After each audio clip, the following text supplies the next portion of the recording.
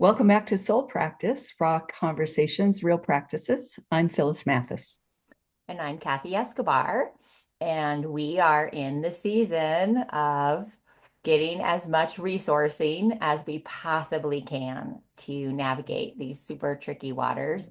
And one of the most fun things is just meeting new, interesting people through friends. And so we're going to have a conversation with somebody that this is the very first time we met Amanda. And that is actually makes it extra interesting for us. And so Amanda Udis-Kessler is a professor, retired or former professor of sociology. Is that right, Amanda? And author and songwriter, all kinds of things. But what I really love are these works that are from her website, and that is writing at the intersection of progressive religion, sociology, ethics, and social justice, writing to support human flourishing and ease human suffering. So she has a whole bunch of books, but one that I just kind of engaging with in this last month or so is called Abundant Lives, a progressive Christian ethic of flourishing. And when Phyllis and I were talking about this season, this conversation just felt so important to talk about ethics and flourishing and human suffering and how we can embody something different in the world. And just to name that people who listen are just all over the place related to faith. A lot of us do come from former evangelicalism, some not at all. Like everyone's all over the place. But one thing that we're all together on is making this world a better place and trying to live out our core values, which are always really in resonance with each other. So, welcome. We're so happy to have you. And I think it'd be really great for Yes. just learn more about your story and your work, and we'll start there. Well, thanks so much. I bring a strange, complex background to this moment in time. I'm trained as a sociologist. I've also been to seminary and done some training to be a minister. Um, I've been a musician most of my life, and so I write a tremendous amount of progressive sacred music that's freely available. Um, I am an author. I do a variety of trainings. So I literally train on everything from creativity to how white people can do anti-racism work to how congregations and denominational bodies can deepen their commitment to inclusive worship language. So I do a lot of things, but I think today we are mostly talking about the ethics piece, which is of great interest to me. I first studied ethics in my undergraduate religion major and came back to it a couple decades later, and it's become really a passion and something that we need to have in mind in these difficult times because so many people are writing wonderfully useful insights about politics and activism now, and also about kind of self-care and spiritual growth, and that's fabulous. But I haven't seen a lot of conversations about what kind of approach to ethics or morality is called for in this time. So I'm happy to throw my hat in there. Yeah, ethics in this time of uh, a system that has no ethics.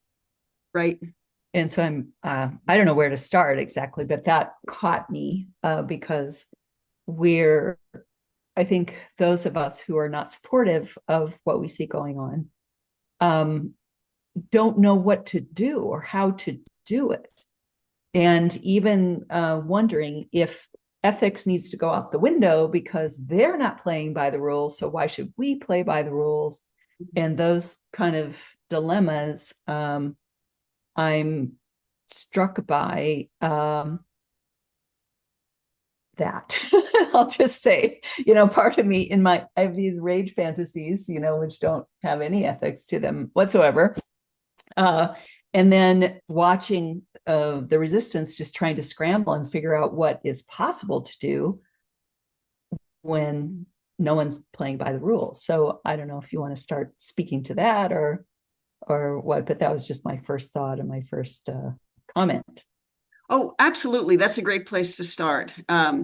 Because when a society's capacity to do well is based on a social contract and you have antisocial people in leadership, that's a problem.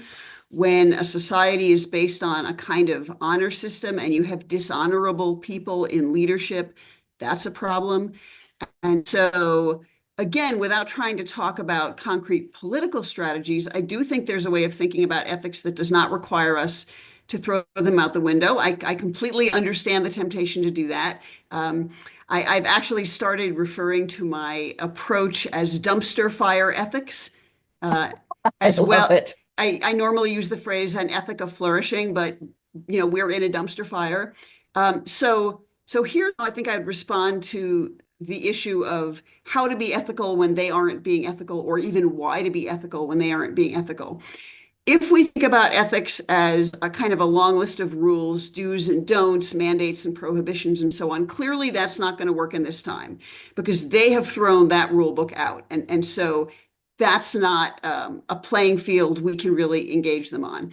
If we think about ethics in terms of the kind of broad principles like justice, equality, rights, freedom, things like that, also, we clearly can't do that anymore because they have engaged in a particular way of fomenting inequality that sociologists would call moral alchemy, which means if a valued group does something, it's good. If a devalued group does something, it's bad, right? So it's great for heterosexual people to get married, but it's really not okay for same-sex couples to get married, and so on. So one way you know whether that form of inequality is at work is, who is allowed to do what, and for whom is it okay to do what. And so they get rights, but we don't. They get freedom, but we don't, and so on. I don't want to take up our time with concrete examples, but the examples are all over the place. So clearly, those two traditional ways of doing ethics, which are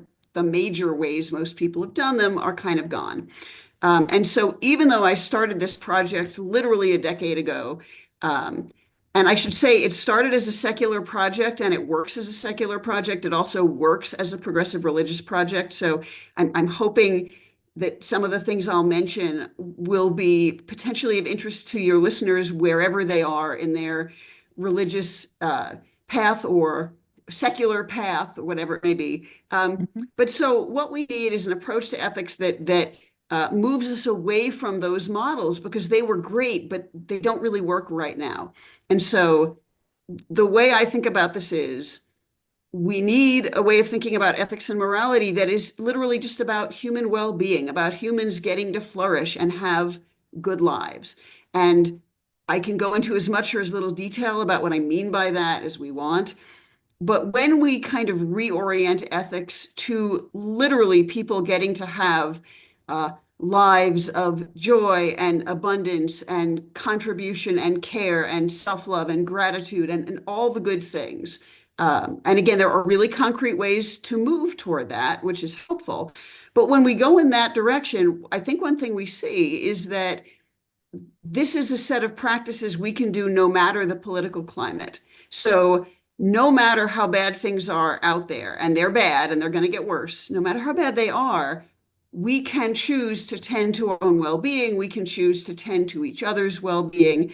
We can strive to love the neighbors we don't know by taking care of their well-being. We can even strive to love our enemies by working for their well-being. And we can do all of that kind of no matter the political climate. So for me, even though this is not a very intuitive approach to ethics, it works pretty well because what do we need in this moment at the absolute core of things? We need to tend to ourselves, to do the work, to find some joy and peace, to take care of each other. This is a way of thinking about ethics that starts there. Yeah, well, I'm glad you said that. I never would have, never what I, like you said, the do's and don'ts and the principles and the rules everybody agrees to follow. And when those are out the window, what do you do? So I like that. It's more of a existential approach, or maybe, even an ontological approach, starting with who are we? How do we be? And I love that. And Yeah. actually, one thing, oh, go ahead. No, you go. You go. Um, I was going to say, decades and decades ago, I believe he was a Catholic priest. Joseph Fletcher wrote a book called Situation Ethics. And in a Uh-huh. way, this is a kind of update of that. But because I'm a sociologist, this goes into substantial detail about not just the idea that what we should do is the most loving thing. He said that. That's fabulous. Jesus actually said that, and other, religious leaders have said that.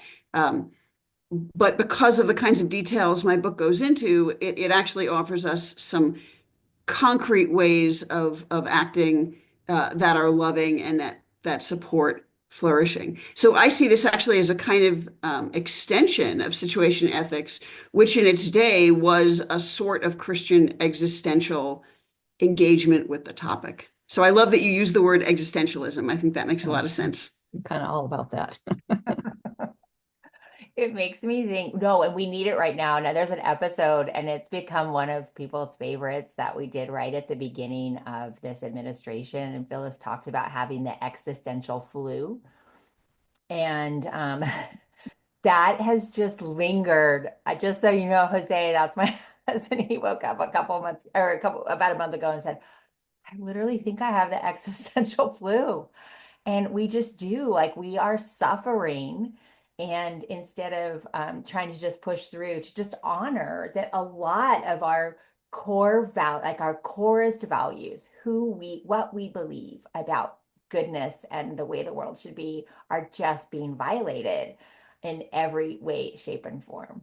But I really love what you're saying about honoring that no matter what, no matter what, we have in us to do what we know will promote human flourishing. But I just want to name how hard it is. That's all. Like, it is so hard because you see the game, and when people are just violating them and then standing by, seeing it, feeling like those actions are not enough. So I just would love for you to speak to that just a little bit about what that is when when ethics are being so directly violated, how we hold firm and true in the middle of that and not let it take us down. So I think I have thought about this a lot since November. And, as a young adult, I was a pretty fierce activist and I did all the things. And I'm so glad I did that. I'm so glad that there is the kind of activism going on now and that there are people who are showing up at rallies and people who are resisting in a range of ways. So that's fabulous. And I want to name how important that is first. But then I want to kind of take a step back and say, there is something to be said for a kind of integrity in deciding that no matter what is going on around us, that we are going to live our values and be in integrity with ourselves to the best ability that we can. And that may mean that we don't have as much of an impact on the greater world as we wish we did. It may mean that we aren't the activists we were when we were younger. It may mean that though we are boycotting many of the companies that support the administration, we might not be managing to boycott all of them because we don't know what all of them are, for example. So this is not a plea for perfection or purity. But I do think we can make decisions in terms of our own actions and our own values that are about holding to our integrity. And if we can change very little outside of ourselves, we can nonetheless try with all our hearts to keep ourselves from being changed into cynics, into cruel people, into judgmental people. We can strive really hard, no matter how angry we are, for example, not to mock people who support what the administration is doing. It can break our hearts. It can make us furious. All of that is fine. And yet we don't have to stoop to their level. one of my sort of side gigs with this book is I've had to think a lot about how do you love your enemies? And we can come back to that if we want or not. But so I think there's kind of this minimum or this kind of floor underneath us that says we try to stick to our integrity and speak and act in ways that are in concordance with our values. And even if that is not broad enough to change the world outside us very much, we can at least, to the best that we can pull it off, again, stay within our own clarity and our own truth. And that takes a lot of work. For me, at least, that involves psychological healing work, spiritual formation, the support of friends, many things. So this is not easy to do, but it is one of the few things that is within our control. So, literally, unless the administration becomes a lot more oppressive to even more people than it is now, many of us still have enough freedom to act in accordance with our values. And so for me, that is where we start, and maybe that's where we end up. I mean, that may be all we can do, but that I think is so important. If we lose that, we will lose something very core. So I am for starting there and only then seeing how then can I get beyond acting within my integrity and support the resistance. Mm, so good. Yeah, I wonder if I could pick your sociologist brain for a minute about these movements throughout history and civilizations. And as the US, we really haven't been through a kind of takeover. No, nobody's attempted something like this before, but it's been done in other places. And I, as a whole, let's say if we take those of us who are potential resistors, or resistors just because of who we are, what are some of the things that have worked in other areas? I'm thinking of the nonviolent resistance movements that most of us don't learn very much about. Gandhi's nonviolence and Martin Luther King, even his nonviolence. We kind of go, yeah, Martin Luther King, blah, blah, blah, but none of us, lived through we weren't adults in the 60s, so we didn't really get it. And we're really attached to racism in that way. And so I don't know, for me, growing up in South Dakota, Martin Luther King got painted in a certain way. So, but he was very much for nonviolence. And so can you talk about that? Like if you have more history than I do about how nonviolent resistance has shifted things and what that kind of maybe should look like, because I'm worried about violence. Sure. So this is not an area I'm an expert in. There's a researcher named Erica Chenoweth who has studied nonviolent resistant movements, and the last I read of kind of a summary of her work was that if about 3.5% of a population engage in nonviolent resistance against a fascist or authoritarian or dictatorial leadership, there's real chance of shifting things back away from the authoritarianism. So it's a relatively small percentage of the population that needs to be engaged in this kind of work. But her research suggests that it can work. I'm not going to remember off the top of my head the country she studied, but she makes some compelling arguments. I also would lift up Timothy Snyder's little book on tyranny, which is 20 very short essays on how to resist tyranny. And he says one thing, and I think Erica's work implies one thing that I can latch onto as a sociologist, which is that resistance is often about not complying in advance. So one of Snyder's essays specifically is about that. And from my memory, because again, I haven't read it that recently, Chenoweth's work focuses on people who are essentially managing not to comply in advance. So what authoritarian, dictatorial, fascist, and so on administrations really rely on is that people won't resist, that people will go along to get along, that people will say, well, this will hurt other people, but it won't hurt me. I need to protect myself. Sociologists talk about something called the path of least resistance, and complying with authoritarian administrations is indeed a path of least resistance. So what we must do first is decide that we are going to try to avoid complying in any ways that we have the courage to do. And we have to understand that that will put us at risk. Some people will be at more risk than others. As a white person, I am at less risk than members of Black, Indigenous, and people of color communities. As a queer person, I'm probably at more risk than some heterosexual people.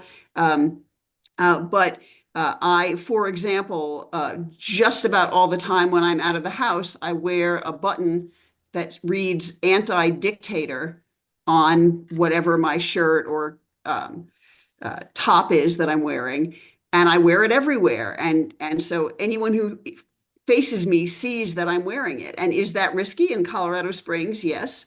But I've determined that that's a risk I'm willing to take. And, you know, and I'm, in fact, I really don't think I'm going to wind up getting in trouble with the law about this. But if things get a lot worse, I have determined that I'm willing to be in trouble with the law if it comes down to it. Not everyone can make that decision, but that's a nonviolent response. So I think that in the U.S., because of the ways that Dr. King's work has often been, forgive me, but whitewashed, we have this idea that our primary options are kind of violent resistance or passive acquiescence.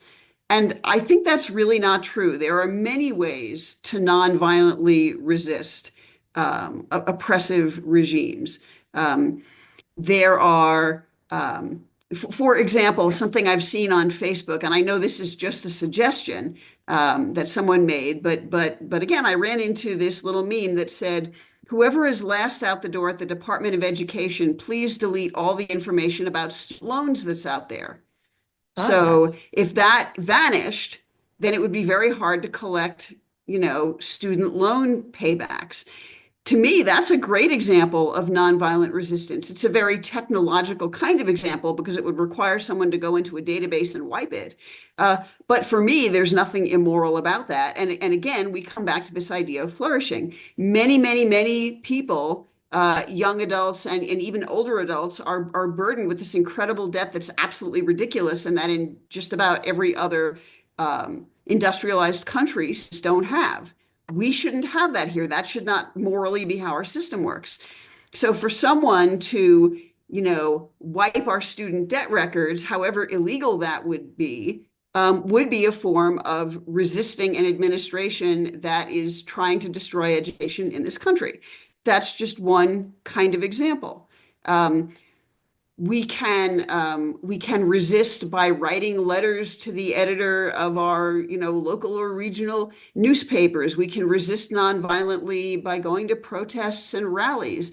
We can resist nonviolently by talking to people who support the administration and asking if this is really going well for them, because I expect it's not going well for a lot of them. And the more chaotic harm the administration does, the more people will be harmed, including people who supported it. So we need a much longer amount of time to go over kind of a long list of what nonviolent resistance looks like. And incidentally, people will disagree about whether something like graffiti on a building counts as nonviolence or not. Some people think that is nonviolence because it does not harm living beings. Some people think that damaging property is beyond the pale. I'm not going to weigh in on that. But the point is, again, depending on how broad your definition is, there are an unbelievable number of options. And so I am all for us thinking alone and collectively as well about what the nonviolent resistance looks like, and then engaging it in whatever ways we feel we can. Thank you. Yeah, you're so encouraging. Like we needed a little buoying today, and just a little reminder of that And that's what's so powerful, I think, about ethics and values is like they just center us, they lock things in more clearly. And it is so hard to not get sucked in to the swirl.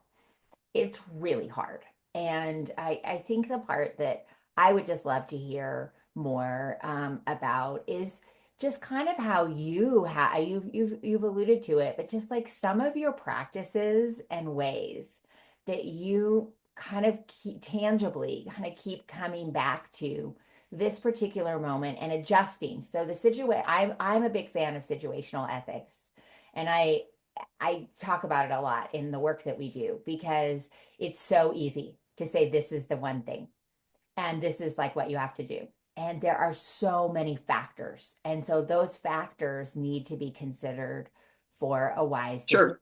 Sometimes people can look at it and say, well, that isn't consistent. And it's like, it is because it's consistent with what's true underneath.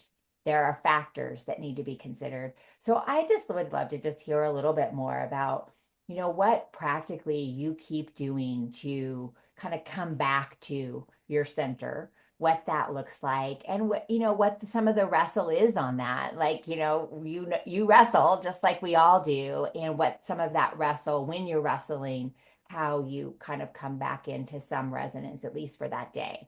Just kind of, whew, I'm back. And what that looks like for you.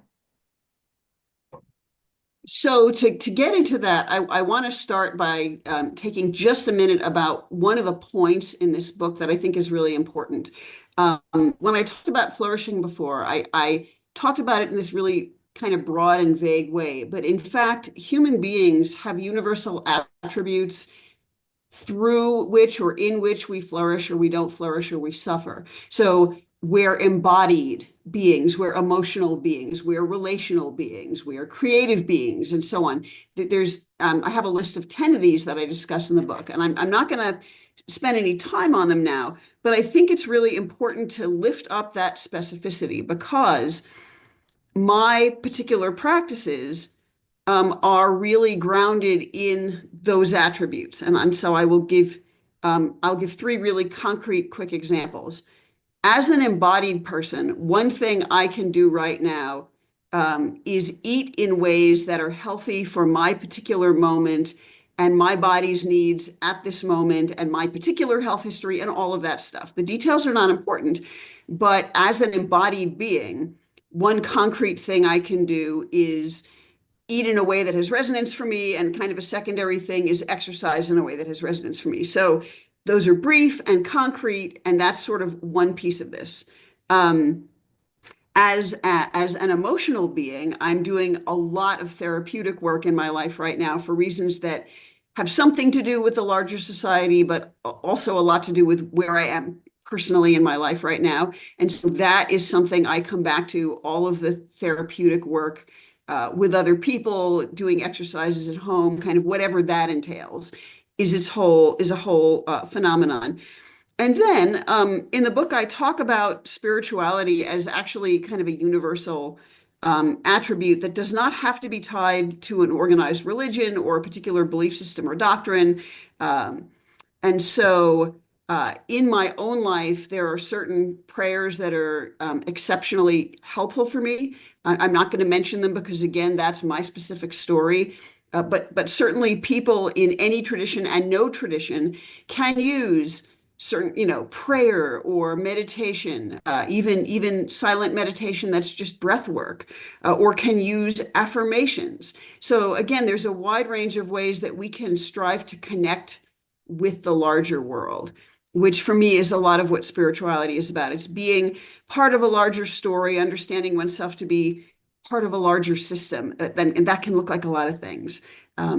So those are three really concrete things for me. Actually, I think I said four. So diet and exercise for my body, psychological healing work for my emotional life, my prayer life for my spiritual life. And I could go on, but in the interest of time, but that level of specificity, I think, is really important for all of us. Yeah, thank you. I really appreciate that. It helps. And we each need to know what those look like for us. And that we can adapt them as we go. That's the other piece. Nothing is fixed in time.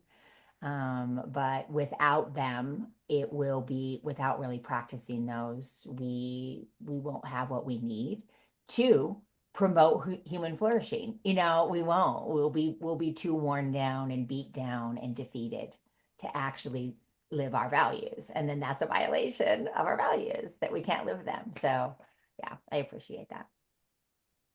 I think for myself, I struggle with those things because I think I have a particular cognitive distortion around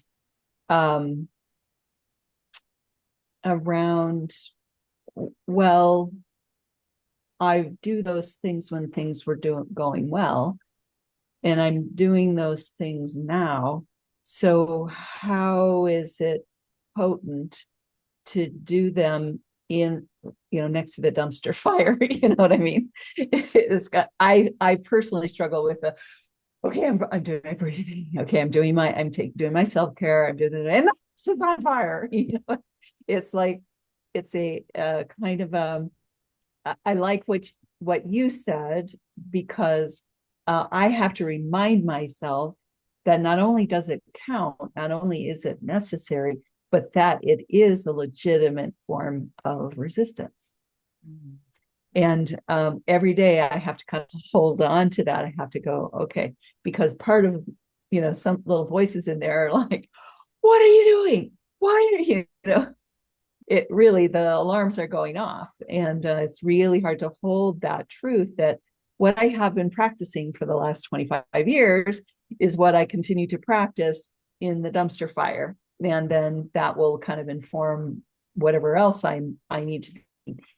But it's hard to hold that when the alarms are going off. And so that is exactly. Go ahead. Go ahead. Well, no, I think I was just gonna affirm what you're about to say. So please, so finish your thought there. So that is exactly how they want us to feel. They want us to feel that whatever we are doing to care for ourselves and our neighbors and our enemies is not enough, and that they are not only going to essentially destroy the country, they are going to destroy our peace and our understanding of the good and our memories of history. There is a desire for cruelty and ignorance to wipe out all things and to unsettle us so much that we cannot be grounded in our integrity.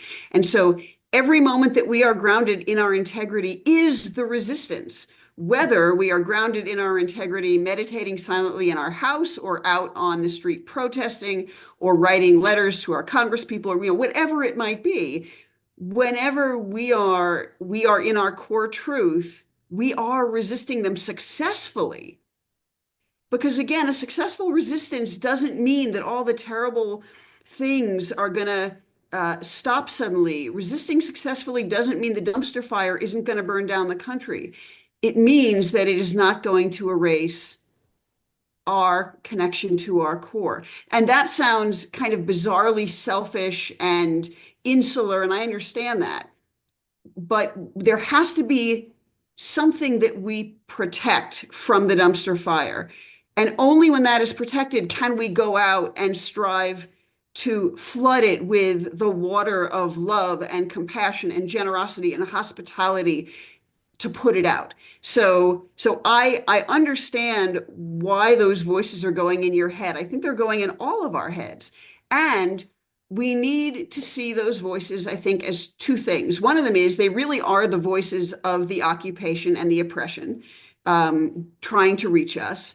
But also they are the voices of our amygdala, our lizard brain going, danger, danger, danger, danger, because our amygdala does not know the difference between literally being chased by a predatory saber-toothed tiger, which I imagine we were,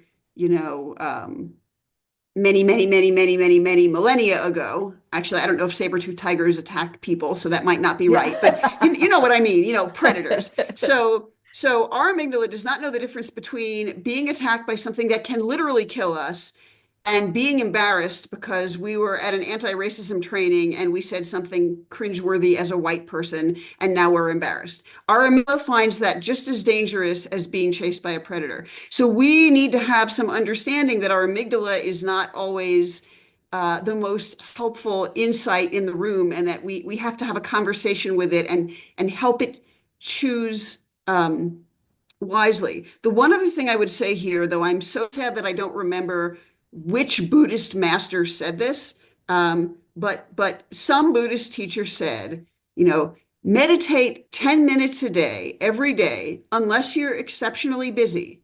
On days when you're exceptionally busy, meditate for 20 minutes. Yes. And, we have to remember that when things get tough, we have to go deeper into our soul practices. Thank you. Yeah. So much goodness, seriously. I don't want to stop our conversation, but we do need to transition a little bit, but not quite yet. I just would love for you to, in a sentence or a paragraph, for you, what is changing the ethics of flourishing, which is still exists, it's not changed, but kind of renaming this particular situation as dumpster fire ethics. Can you just say in a few sentences what that is, so we can hold on to that? Because I think we need to hold on to that language right now. It will help us. Sure. So an ethic of flourishing, or dumpster fire ethics, is the choice on a daily basis to think and act in ways that serves our own well-being, the well-being of other people, those we know and those we don't, well-being of both those we care about and those who we understand to be enemies, by taking concrete actions in the world to help us and them flourish in and through these concrete human attributes that include embodiment, emotions, relationality, meaning making, creativity, morality, spirituality, and so on. And for each of those attributes, there are very concrete priorities we can hold. Embodiment is such an obvious one that I'll just mention very quickly a handful of priorities we can have. To make sure that our bodies and the bodies of others flourish, we can make sure all people have access to survival resources. All people have access to comprehensive, affordable health care. All people are free from danger, violence, and harm. All people are free from the kinds of emotional trauma that wear on the body over time. And finally, that all people have the kind of bodily autonomy that lets them live a life of flourishing that works best for their integrity, as long as it is not leading to the suffering of others. So if we take any of those items give us kind of a program of action. If we care about everyone having access to affordable health care, that gives us arenas of activism. It gives us places to donate our money. It raises questions for us to answer, and so on. So again, there are very practical, concrete ways of understanding flourishing in the context of what it means to be a person. The book goes into more detail about that, but in the interest of time, I will leave that there. When we are attending to these universal human attributes in concrete ways, we are increasing our own flourishing and the flourishing of others, and we are resisting all those for whom suffering is really the goal. Ah, so good. So good. And there's so much more. And I'm just going to say, your message is needed in the world right now. Your voice is right. really powerful, and what you have to share. So I hope that more people continue to find your work and engage with it and listen and learn from you, because I feel like we know this, we barely scratched the surface. And that's how soul practice is. They're short, but I personally got so much out of it. And I'm hoping that those of you listening did too. We always just want you to find the little gems that we each needed. So one of the things that I'll share at the end a little bit about ways to contact you, but I'd love for you to hear, soul practice is about things of the soul, and then tangible practices that we can do to live in a more healthy way. And so just love like one last thought as we wrap for everybody right now, this current shit show that we are in that is really compromising so many things for us because real people are being harmed. And we are, just 60 something days in. So that part is also very wearing. Just like a reminder for the soul and maybe one last practice. You've already offered us some amazing ones.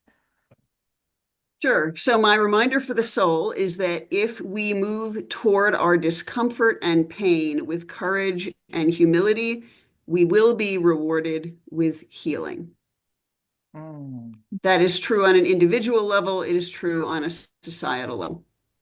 And one practice that I've not mentioned yet, that I do every day and have done for a decade at least, is every day I post something that I am grateful for publicly on social media.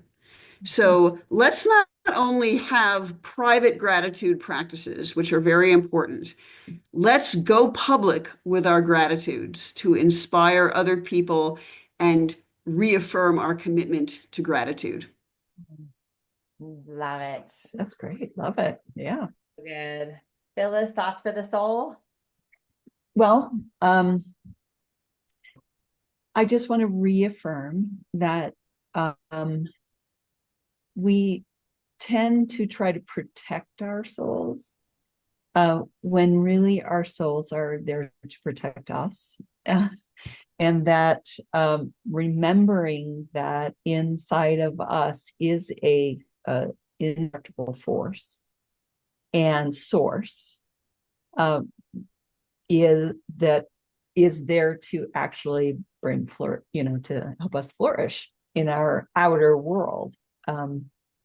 Just remember to flip the script. If you like, I'm always tempted to retreat and protect the tender parts, but really I have to remind myself that getting into my soul is really a strong and powerful act of flourishing. Love it. The practice, always we never plan these, so it only comes from the conversation. But I actually think that this is the practice, and it's so simple, but it's a statement and an affirmation. Don't let them ruin you. Don't let them take our values away from us. Don't let them pull us under.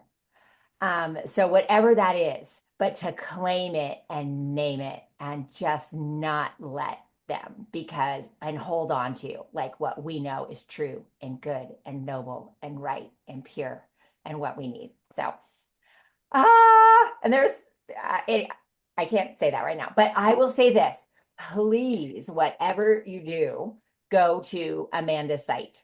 So Amanda's site is, and I'll put it in the notes so that you have it, but it's Udis-Kessler.com. And the book, the most recent one, is really worth reading. And I can say I just kind of like skimmed through it. And now after this conversation, I'm like, I'm fully in. And it's called Abundant Lives, A Progressive Christian Ethic of Flourishing. So thanks, Amanda. Thank you so much, Amanda. It was such an honor to meet you. And I'm just so encouraged by what you do and who you are in the world.